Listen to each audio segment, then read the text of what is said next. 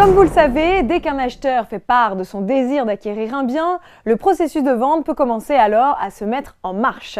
Première étape, chacune des parties signe le compromis de vente. Le compromis de vente est un avant-contrat, mais qui engage l'acheteur ainsi que le vendeur. Il peut être signé sous seing privé à l'agence si la vente se conclut par son intermédiaire ou devant notaire. Le document fixe les conditions de la vente. Tout d'abord le prix, la description détaillée du logement et de ses annexes, la situation hypothécaire et locative du logement, la date de la signature du contrat de vente devant notaire, acte authentique, la date et les conditions de prise de possession du logement, le financement du prix et l'indication s'il sera payé avec l'aide d'un ou de plusieurs prêts. Si c'est le cas, la condition suspensive est systématique. Si l'acheteur achète sans prêt, il devra alors écrire de façon manuscrite qu'il renonce à la condition suspensive. Dans le cadre d'un bien en copropriété, il fixe également le montant des travaux votés dans la copropriété et la désignation de celui-ci, du vendeur ou de l'acquéreur qui en aura la charge. Enfin, le compromis de vente fixe aussi le montant des honoraires de l'intermédiaire qui aura mené à bien la négociation.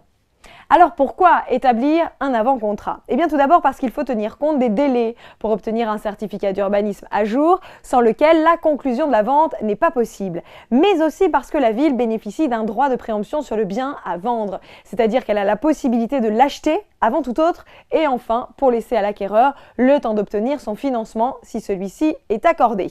Il faut aussi que le notaire lève les ou l'hypothèque prise sur le bien si les vendeurs avaient souscrit un bien avec hypothèque. C'est une condition suspensive, c'est-à-dire que si les ou l'hypothèque est supérieure au produit de la vente, cette dernière est suspendue. Il existe un délai de rétractation suite à la signature de ce compromis de vente, c'est la loi SRU, loi relative à la solidarité et au renouvellement urbain, qui donne ce droit à un délai de rétractation de 7 jours valable pour tous les types de logements neufs ou anciens. Attention, la signature d'un compromis de vente implique forcément le versement d'un acompte. C'est ce que le vendeur demandera pour arrêter l'affaire. Ce prix est fixé librement et peut atteindre jusqu'à 10% du montant de la vente. Bien entendu, il est déduit sur le prix de la vente lors de la signature de l'acte authentique. Cette somme est acquise au vendeur dans les cas prévu au compromis de vente et généralement dans tous les cas où la transaction ne peut aboutir si l'acquéreur en est la cause. Elle est en revanche récupérable en cas de non-réalisation d'une ou des conditions suspensives. C'est la clause pénale qui rentre en jeu dans le cas de la non-réalisation de la vente en dehors des conditions suspensives.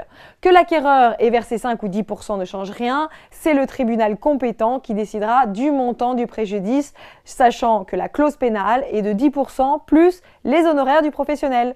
Si le vendeur est fautif, il sera condamné de la même manière, alors qu'il ne verse rien. L'acompte est donc bien indépendant de la clause pénale.